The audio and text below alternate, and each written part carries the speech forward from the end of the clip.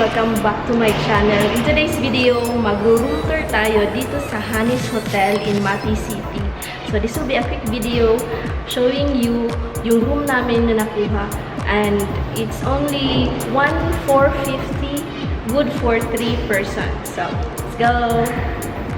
So ito yung room namin, room 214. Nasa second floor kami. So upon entering sa room, ay ma!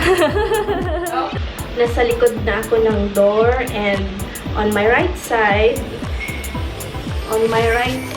may CR tayo. Nandito yung mga switch ng lights, and ito yung CR.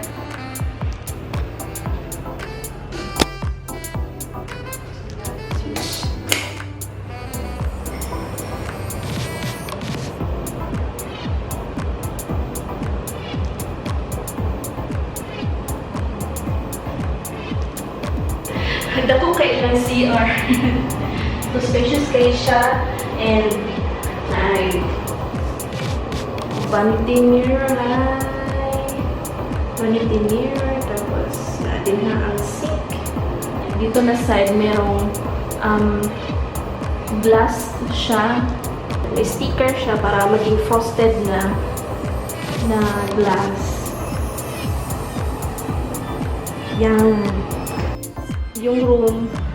So, since good for 3 siya, meron siyang 3 single beds. Tapos, dinikit na lang namin yung 2 beds. Hi, Doy! Hi, Doy. Tapos, dito si Mother. Hi, Mother! Yan. Nothing fancy, pero it's clean and comfy.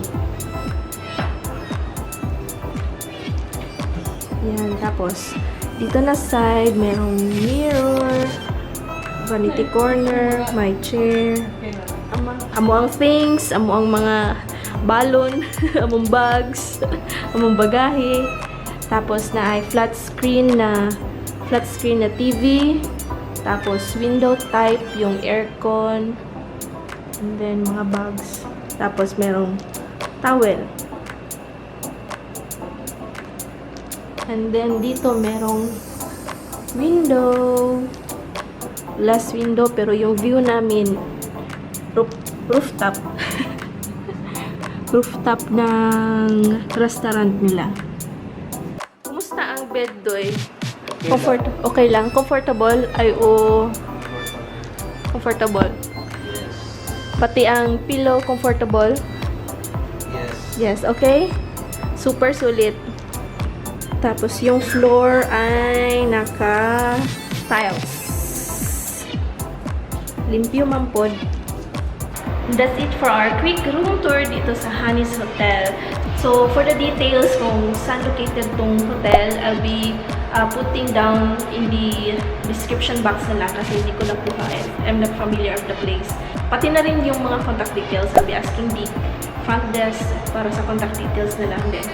So, that's it, guys. Thank you so much for watching. Have a great day, everyone. Bye! Active ni na contact number dari ama. At sa gani, kuan ani address? Oo. Ay, Barangay Matiaw. Thank you.